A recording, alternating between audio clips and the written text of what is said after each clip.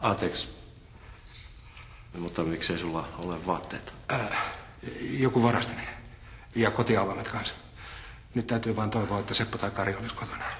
Sepä ikävää. Voiko mä jotenkin auttaa? Asiakas jo. Joo, mene sä vaan. Kyllä mä pärjään.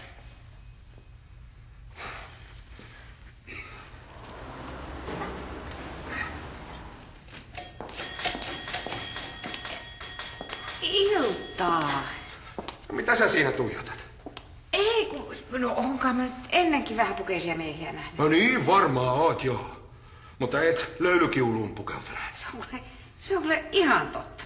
Ismo kulta, minkä takia sä oot ilman vaatteita? Minkä takia sä oot ilman vaatteita? Minkä takia sä oot ilman vaatteita? Minkä takia nyt kaikki kyselee sitä? Se nyt on ensimmäinen asia, joka...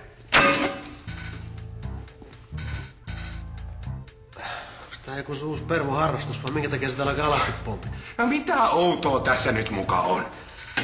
No hei, tänne on kuule äijillä pukupakko. Sivuu siitä! Kauheeta. Jos Ismolla oli oikeesti joku hätä, mitä vaan virtaa. Tuntuu Laitilalla olevan aika omituiset härät aina. Pitääkin mennä kysymään. No etkä me anna olla nyt. Ihan näin lähellä, että ruveta nauraa. Maltoit sitten pukea päällesi. Ja sinä sitten maltoit juoruta. Kai sä Laitila tiedät, että itsensä paljastelusta saattaa nykyisin saada sakot. No niin varmaan. Joo, ihan totta. Mut kuule, jos sä haluat vaihtelua, niin meillä olisi tuolla siivouskomerossa vihreitä ämpäreitä sopis sun silmies väliin. Heko. No älä nyt leikistä suut.